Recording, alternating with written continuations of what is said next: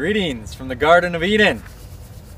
It is a chilly but sunny day, and we are blessed. I wanted to take this opportunity to give a little commentary, a little perspective on the Feeding the Homeless event we had on Saturday. It was an extreme success. People around the world are, in support, in gratitude for the event, tuning in on Facebook, things of that nature. And number one, I'd like to say that yes, it was a success.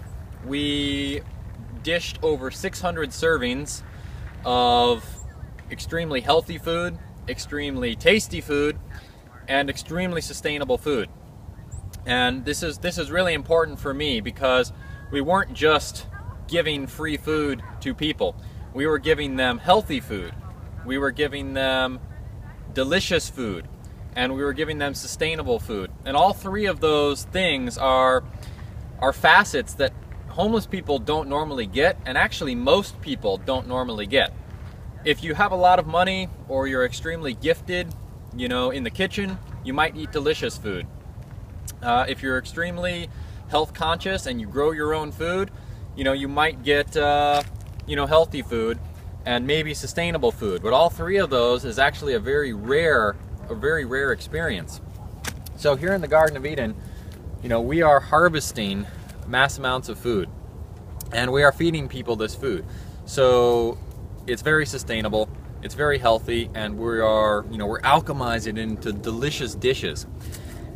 And this event is important for those aspects, but it's even more important because of the nature of the event itself.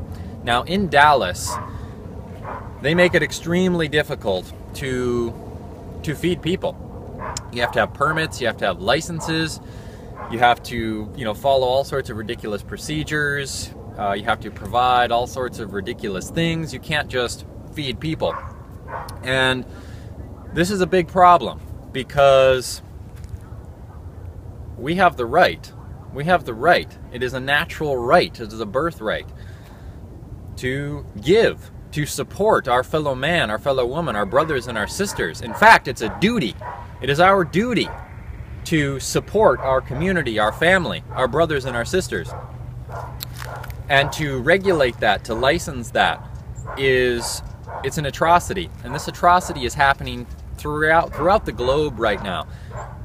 People are having to have licenses to do almost everything. People are having to have, regulation and taxation to do almost everything. And this is a big problem because this is how the global elite, this is how the system is taking control. They're regulating everything, they're taxing everything, and they're licensing everything. So it requires money and it requires censorship. And that's control. So we went out to feed the people, and we didn't have any permits. We didn't have any licenses. And, we didn't follow any of those rules, except for the golden rule, which is do no harm, which is support your brothers and your sisters, your fellow man. We did that. Now, we teamed up with Murdoch and the Don't Comply organization, the Don't Comply group, which is a really important group. It's called Don't Comply, which means don't comply. Don't just comply. Just because there's a rule, it doesn't mean that you comply with it. Just because there's somebody with a gun, it doesn't mean you don't comply. What about honor? What about integrity? Right? What about standards? Right? And that's what we're living for here in the Garden of Eden is standards, is a standard of honor, a standard of conduct. Having food is not enough. We need to have healthy food. We need to have sustainable food. If it's not healthy food, you're poisoning yourself. And if it's not sustainable food, you're destroying the earth. And that's what's happening. 99% of the food that people are eating around the world is destroying the environment that is this earth. And the human habitat is being destroyed. So we need to we need to claim our power, we need to be in our power, and we need to start living from this standard of honor, this standard of integrity. And Don't Comply is doing that in many ways, so we teamed up with them. And we teamed up with them to serve the people and to do it without permits. So we showed up there, and we from the Garden of Eden, we had fruit salad, a whole cooler full of fruit salad. We had chicken veggie melody, We had a ham and potato stew. The Don't Comply had the deer chili and a rabbit stew.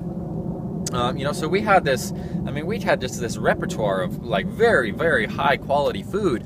You know, that, you know, even most restaurants aren't going to carry, pretty much no restaurants actually are going to carry food at this kind of a quality, at this kind of a standard. Obviously our food here is highly sustainable. Not only do we harvest it sustainably, but we also prepare it sustainably. We don't use disposables. We don't use, you know, paper towels. You know, we don't use any sorts of disposables. We don't use foil. We don't use any of that stuff. We don't even use, you know, bleach and all those kinds of things. You know, we make all of our own, you know, cleansers and sanitizers. You know, we're cooking on a wood-burning stove. We made all of that food on a wood-burning stove. We're not using electricity or propane. Highly sustainable, highly conscious, highly responsible. The deer chili that was made and the rabbit stew, that was hunted game. That was hunted game that these, you know, these men took their time to go out and hunt this food from a wild environment, right? And whether you believe in, this is something important to touch on, whether you believe in eating animals or not, you know, I totally respect and love those who don't eat animals, and I totally respect and love those who do eat animals. And to me, the real issue that we need to look at is not whether you eat animals or whether you don't. The real issue is honor. The real issue is integrity.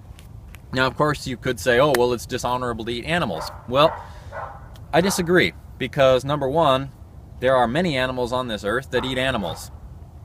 That's who they are. You don't judge a lion for eating a gazelle. You don't judge a snake for eating a rat. You don't judge a bird for eating a mouse, right? That's who they are. That's what their life is. So let's look at the honor. Let's look at the integrity. The real problem is with the food production system, and this problem exists whether you eat meat or whether you don't eat meat. If you buy your food from a grocery store, you are participating, you are voting for, you are paying for, you are supporting all of the worst things that are happening on this earth right now. All of the death, all the destruction that is happening. 1.5 acres of deforestation is happening every single second. Every single second, 1.5 acres of deforestation is taking place on this earth. That is happening because of the food you're buying at grocery stores. In South America, in Central America, in Asia, all over the world, there's mega corporations that are going in, they're clear-cutting whole forests, and they are planting soy crops. They are, you know, raising cattle. Now, granted, it is much more destructive and devastating to eat an animal product, you know, whether it's, you know, meat or butter or cheese or milk, than it is to eat a vegetable product. It's, you know, 20 times more taxing on the environment to have a meat product versus a vegetarian product. So, in that sense, you could very realistically say that it is much more dishonorable to eat meat than it is to not eat meat. But, again, it's not actually the case. The case is, you know, the specific relative truth of that specific reality. So in this specific reality, this meat was, you know, hunted by a man wild, right? Which means that there was no clear cutting, there was no megacorp, there was no grocery store, there was no tax, there was no processing, there was no packaging. It was very, very sustainable, extremely honorable. And that's a real solution. And it's actually a much greater solution than going and buying your banana from South America at Whole Foods. Okay, that's not sustainable. It's not honorable. Does that mean you're a bad person? No, it doesn't mean you're a bad person. It just means that it's not sustainable and it's not an honorable choice.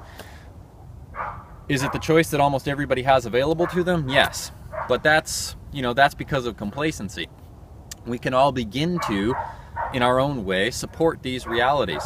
So what that means is that you either, one, must begin to grow your own food, or two, you must begin to get your food from somebody who does grow it themselves. As long as you're getting food from a grocery store, you know, you're supporting the unsustainable death and destruction of the environment of this world. The plastic in the ocean, almost all food that you get, it comes in plastic. All food that you get, it's being shipped on trucks with petroleum. It's all a petroleum plastic industry. It's all a petroleum plastic industry, and every bit of food that's at a grocery store, it's grown and it's owned by a megacorp, and all the profits go to the megacorps. And the megacorps have only one goal, and that's profit. And that comes at the compromise, at the sacrifice of everything else. So, there's a lot that's going on in this one simple event. And in that sense, it's not a simple event. It's an extremely powerful and profound event. The other facet that I wanted to talk about is the rifles.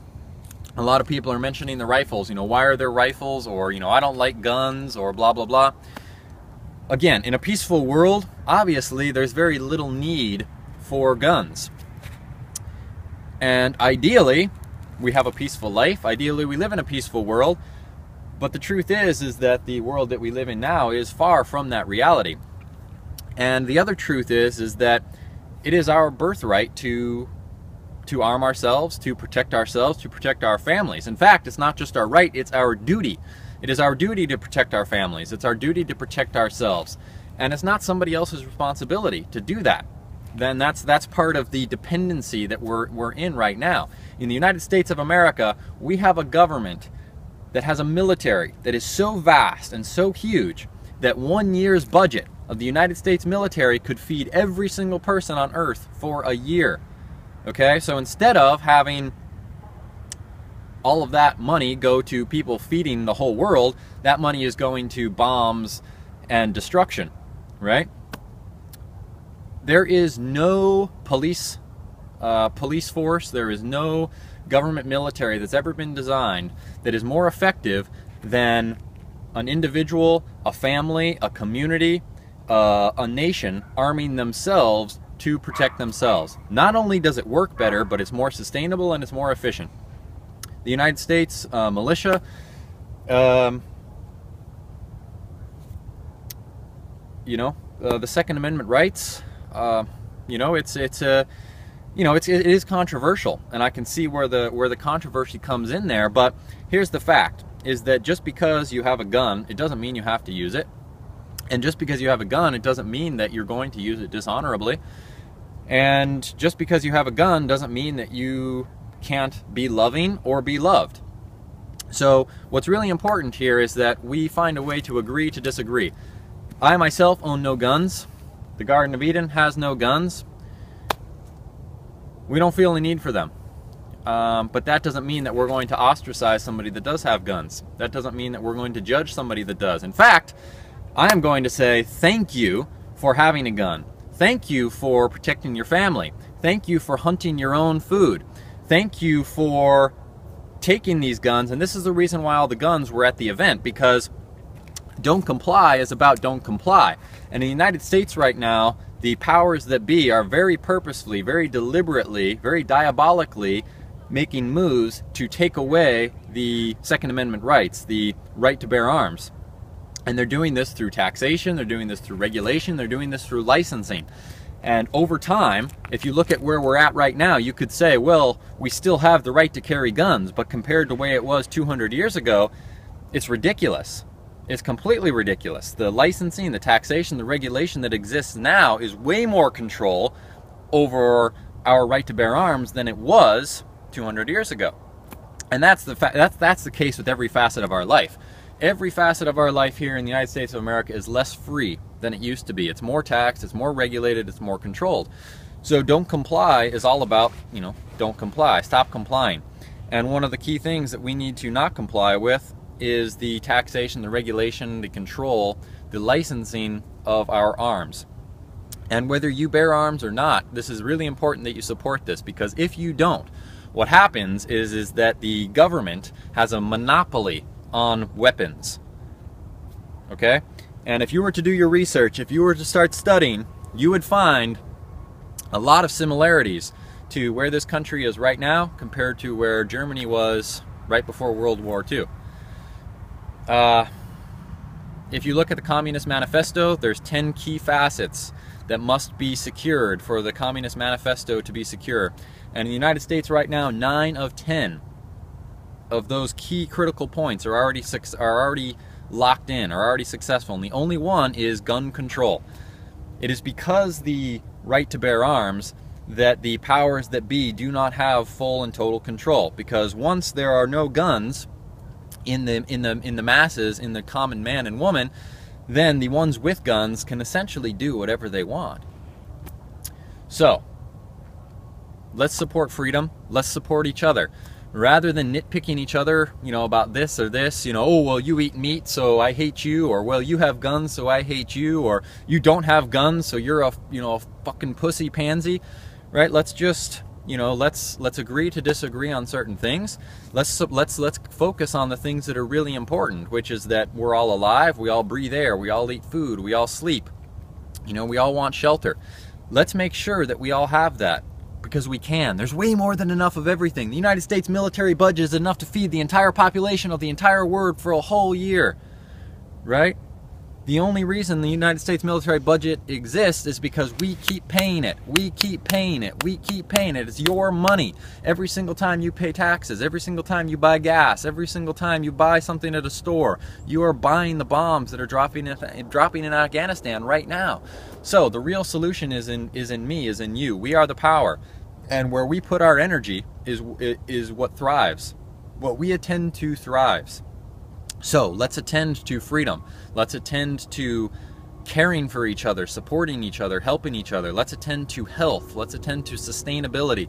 Sustainability is essential because, number one, our lives are more abundant. When you integrate a truly sustainable system, every day is more abundant than the day before. Not only that, but the environment of the earth, rather than being depleted and being destroyed, is actually upheld, is actually supported. So sustainability is a really key facet of the future. We have everything that we need. It's all available, all the technology, all the knowledge, all the materials, all the resources. We just have to start beginning to choose that. So this little event was a great event because the Garden of Eden, Don't Comply, we came together.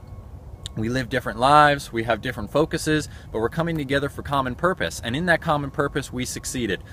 We bared arms, and I was bearing arms too, because in my own way. I didn't carry a rifle, but I was there supporting those that did. And instead of fighting each other, we were loving each other, we were supporting each other.